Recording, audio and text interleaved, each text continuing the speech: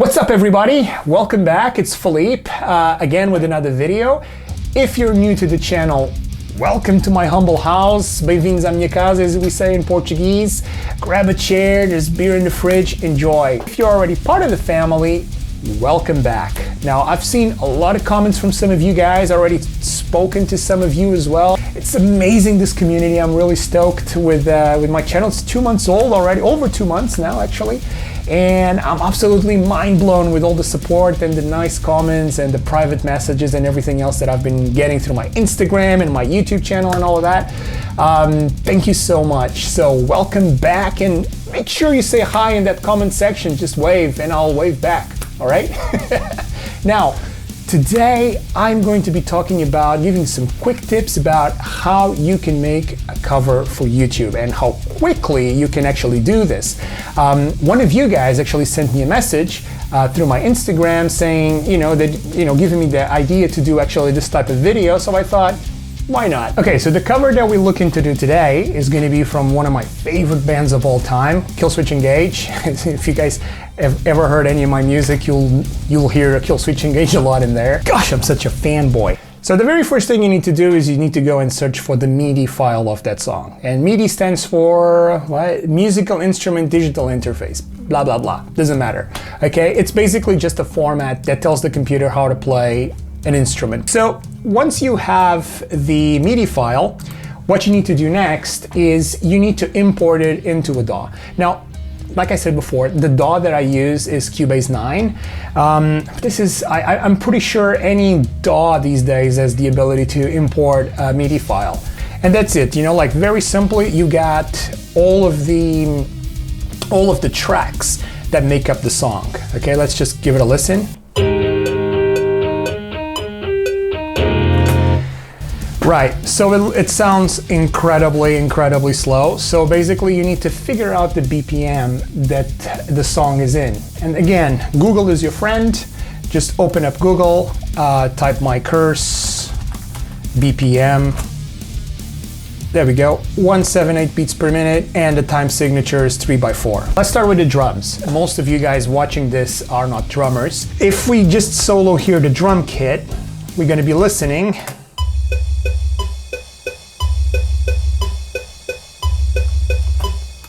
Wow, sounds as if Lars Ulrich and Bill Gates had a kid. So what you're gonna need to do here is you're gonna need basically a virtual instrument. Now the one that I use, I think you guys seen it before, is Superior Drummer. So I'm gonna be picking up here Superior Drummer, and we're gonna launch it. There we go. So it tells me to assign a MIDI track, and I'm gonna say yes. And this is where I'm going to be putting my MIDI track. So if I just drag it here, it's going to be having, let's just open up the, now as you guys can see, this is a really, basic standard kit.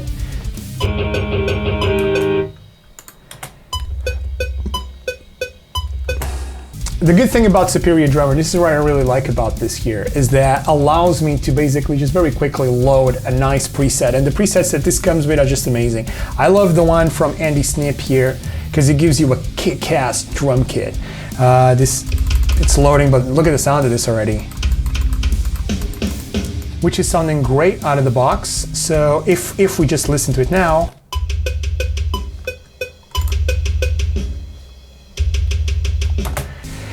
now, if we open it up, so we need to edit this MIDI, just out of the box, this gives you a straight beat that is very close to the original. If you can see, basically the velocity is set to 80, so it sounds really low. So let's just crank this up to like 120, okay? Oops, this here, 120. I'm gonna give you guys a tip, you see? So I'm not a drummer, and like I said, I'm pretty sure a lot of you guys are not a drummer either. And if we want to try and make this as close to the original as possible, one good way to go and do this is if you load Superior Drummer Interface, as you guys can see here, this gives you kind of like the perspective of the drums as if you're sitting right in front of them. So what you can do is you can just simply go on YouTube. What you can do is you can go here, Killswitch Engage, my curse, drum cover. Just basically come here and have a look into how a real drummer would actually go and play this. Right there. So we started straight away with 2 crashes, hitting just like. So let's do the same thing. So we look into our superior drummer here. So we got 1 here, 1 here. So we need to look for this other one here, and we can just basically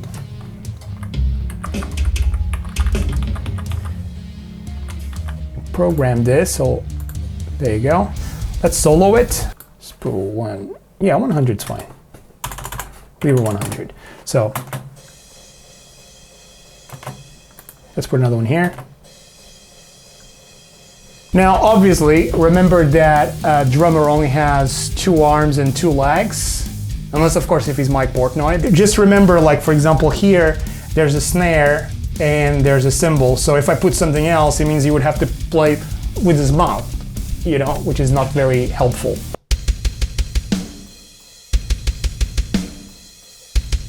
Let's see what else he does.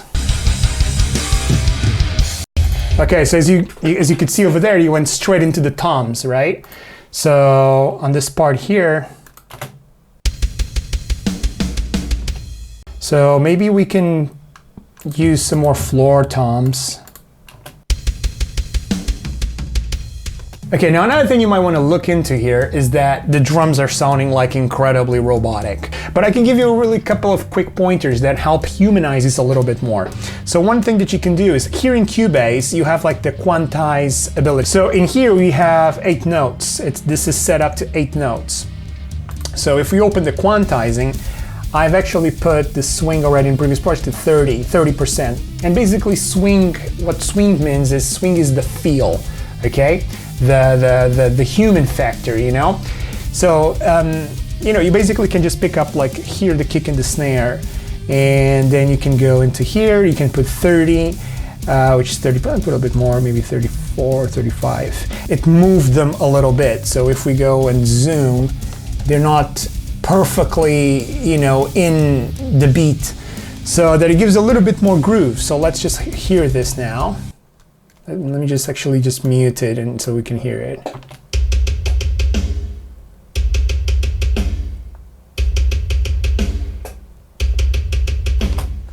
Now let's move on to the next track, and the next part is the bass. When it comes to bass and these kind of like string instruments, the guitars and the basses, they have a lot of articulations. What that means, we can bend notes, for example. But I'm going to show you just something very simple on how you guys can just very quickly start and you know, create your own basses. So the best way to do this, now we have the drums here, let's look for the bass in this track, which I think is this one here, Mike D'Antonio.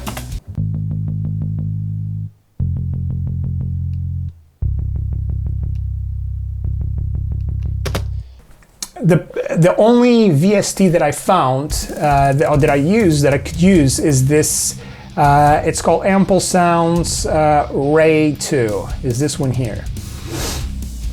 Same as before, same as the drums, so you just create the track. And let's open it up. And it's this bass in here, okay? So this one is already comes in C, in drop C.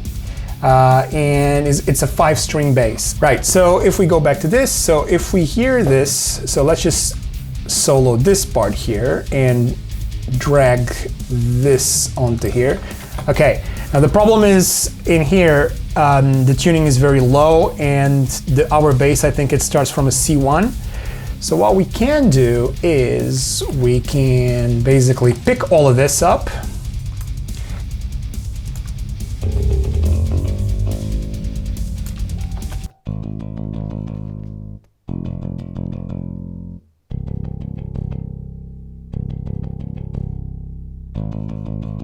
There you go. Now let's hear this with the drums.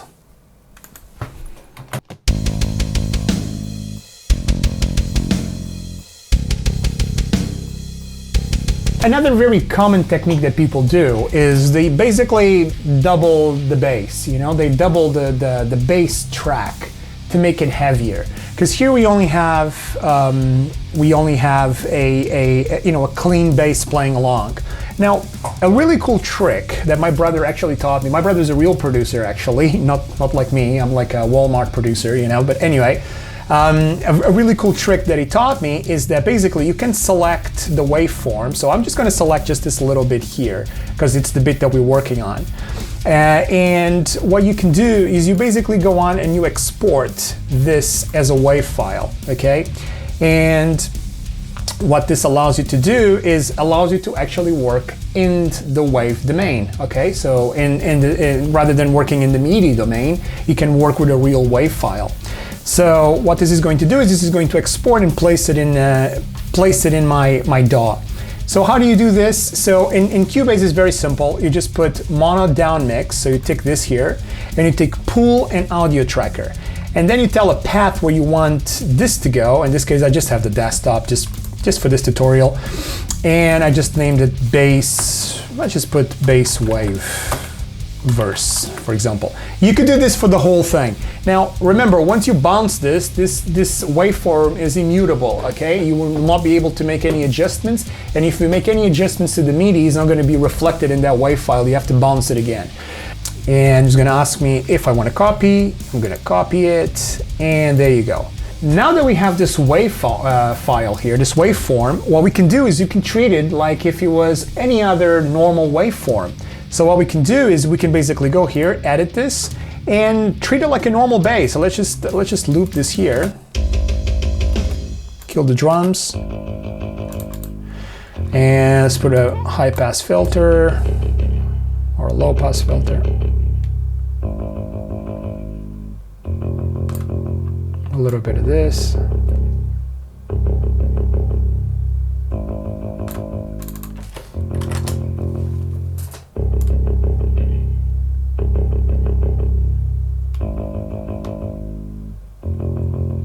Okay, let's like scoop the mids a little bit as well.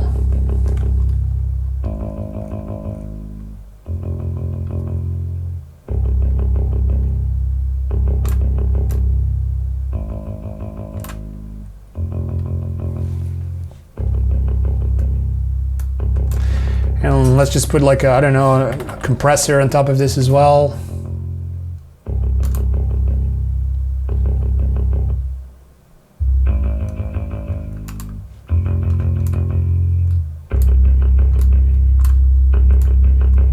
Press it a bit, a little bit of distortion maybe. Let's not put too much distortion on this one.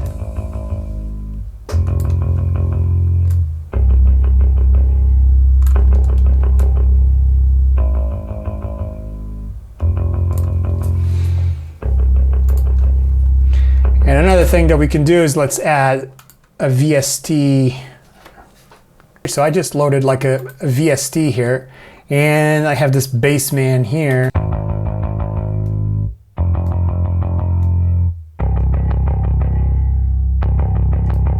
It's pretty heavy.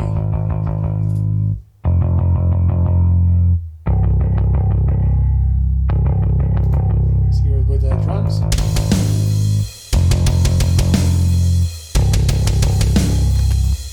All right, now the next thing that you can do is you can use that technique where you basically double the track, the bass track, and then you put the distortion in it. And I'll do exactly the same, so I'll just come here and do duplicate tracks.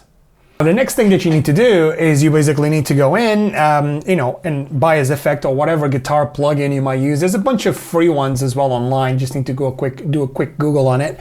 But like you guys can see, I used buy as amp. So you basically just go on and you pick up like a nice, juicy, heavy fucking, you know, bass distortion and put it. So I found this one here called Rodrigo Main High-End Bass, and it sounds, let's see. Sounds badass. So what we do here, rather than having this kind of this waveform, what we can do is we can just adjust the high pass.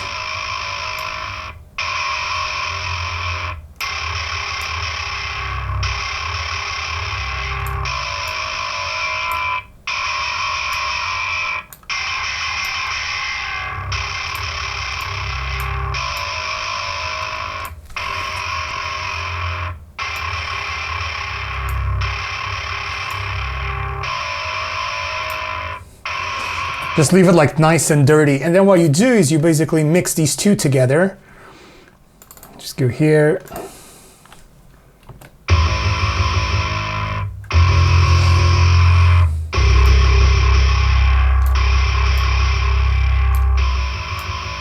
Now ideally I would have these in you know, put into a group track or a bus or whatever you want to call it, basically to group them together. And I would basically right in this place here, I would align these two tracks and then leave it and then just control it on the group chat. But for this tutorial, again, you know, too much. So as you can see here,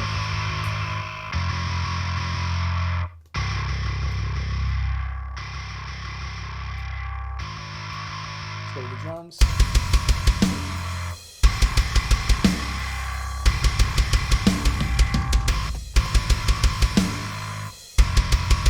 Sounds pretty good to me.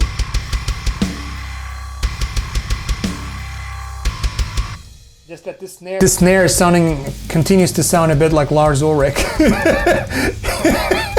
Oh man, this joke is not gonna die. So now we have basically the drums and we have the bass here. And you know, it's a good starting point. So this just comes to show you, like, whatever other instruments you have, you can start and emulating them. The next one would be the guitars, but I am very, very reluctant to be doing MIDI guitars because, again, if the bass, which is you know, a string instrument, is already really difficult to emulate, if you go and you pick up a guitar, especially metal guitar, where you have a lot of palm mutes and you have there's a lot of articulations, a lot of bends, a lot of things that you do on the guitar, is incredibly difficult to do when it comes to emulating them with MIDI. But it's doable. It just needs some patience, you know? It will never sound like a person, but I hope this was useful. I hope you guys enjoyed it, and I hope you guys start making your own cover songs, all right? And on top of all of that, I hope at least, you know, 1 or 2 tips you could get from this tutorial. Now, the sky is the limit. Just use your imagination. You can start and go on and lay some synths in here. You can put, you know, make this as yours as you can possibly can, really. Make it sound like you. So, if you guys enjoy this and you want some more videos kind of like this one, just let me know in the comment section below. Subscribe. I'm trying to grow my channel so that I can do more and more videos for you guys. So, hit that like button and subscribe, all right? Till my next video. Bye.